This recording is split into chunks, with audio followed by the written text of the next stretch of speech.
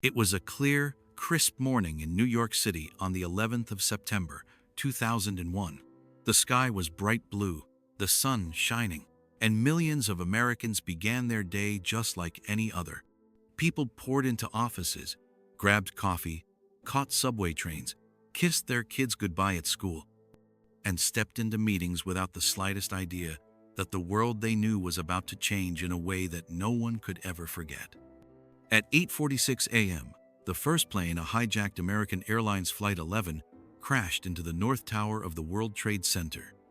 The explosion sent shockwaves across lower Manhattan, and for a moment, many believed it was some kind of terrible accident. Smoke billowed into the sky, office workers trapped above the impact zone screamed for help, and first responders began racing to the scene.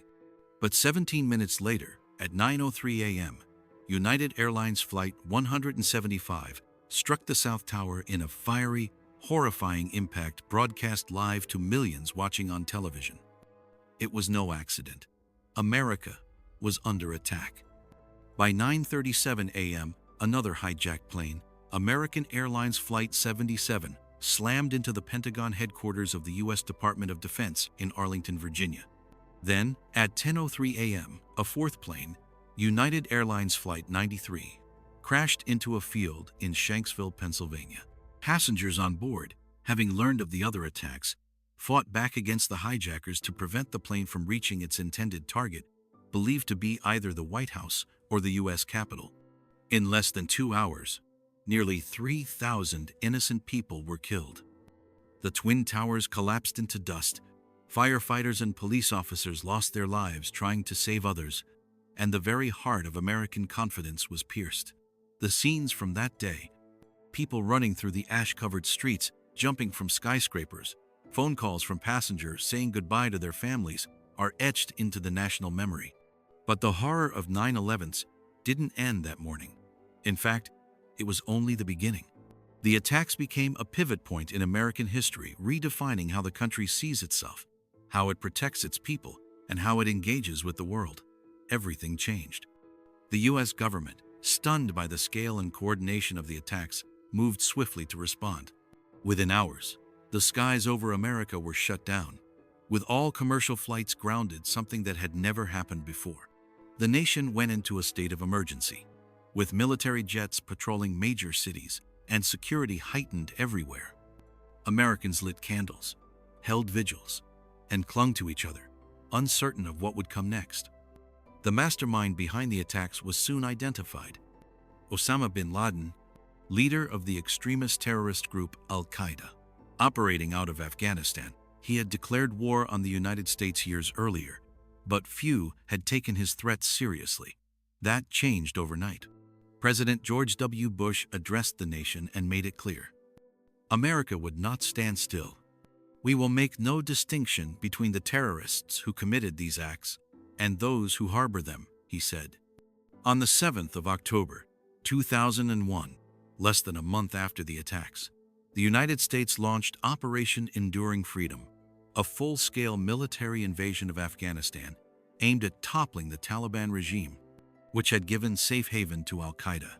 It was the beginning of what came to be known as the Global War on Terror, a campaign that would reshape U.S. foreign policy and military engagement for the next 2 decades. At home, the fear of another attack was overwhelming.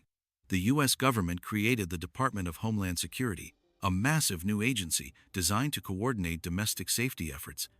Airport security was transformed overnight. Gone were the days of casually walking to your gate. The Transportation Security Administration, or TSA, was established, and passengers were now subjected to strict screenings, pat-downs, bag checks, and eventually full-body scanners. The Patriot Act was passed, giving the government sweeping new powers to conduct surveillance, monitor communications, and detain individuals suspected of terrorism-related activity. But these changes came with controversy. Civil liberties advocates warned that the Patriot Act endangered basic freedoms, allowing for government overreach and a dangerous expansion of executive power. Yet many Americans, still haunted by the smoke and sirens of 9/11s, were willing to accept tighter controls in exchange for a sense of safety. The cultural impact of the attacks was just as deep. Suddenly, words like jihad, al-Qaeda, and terror cell became part of everyday conversation. Muslims and Middle Eastern communities in the U.S. faced increased suspicion, profiling, and even violence. Hate crimes surged, and Islamophobia became a painful reality. Innocent people were targeted simply for wearing a headscarf or speaking Arabic. In politics, the country entered a new era of unity and division. In the days following 9/11, there was a rare sense of national solidarity. Flags were raised on every porch. Democrats and Republicans stood side by side in the Capitol, singing, "God Bless America." But as the years passed, and the U.S. expanded its war on terror to other regions, most notably Iraq, questions grew louder. Was every move in this war justified? Were Americans any safer? The 2003 invasion of Iraq, led by the Bush administration, was based on claims that Saddam Hussein possessed weapons of mass destruction and had links to terrorism. But as time went on, those claims were found to be unfounded. The war became a prolonged, bloody conflict that cost hundreds of thousands of lives and billions of dollars. It divided Americans, strained alliances, and raised doubts about the direction of U.S. foreign policy.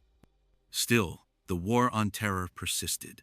Drone strikes, intelligence operations, and counterterrorism became the norm. A generation of American soldiers was deployed in a war with no clear end.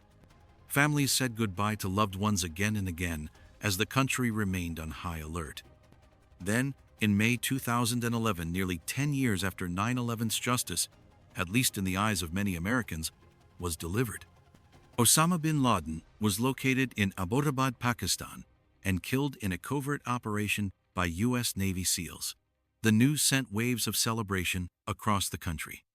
Crowds gathered at the White House and Ground Zero, chanting "USA, USA." For a brief moment, the wounds of the past seemed to close just a little. But the scars remained. The psychological toll of 9/11s has never truly faded. Children who lost parents, first responders who developed chronic illnesses from the toxic debris, soldiers who came home forever changed, and an entire population that learned the world could turn upside down in the blink of an eye. America's security mindset shifted permanently. Intelligence agencies expanded massively. Data collection became a critical weapon. Technology companies began cooperating with the government in ways that raised both awe and alarm. Surveillance, cybersecurity, and border control became priorities in a way they never had before. And yet, for all the changes in policy and security, 9/11s also sparked a deeper national question: who are we now? In the years since, that question has surfaced again and again in debates about immigration, surveillance, foreign wars, and even the nature of freedom itself.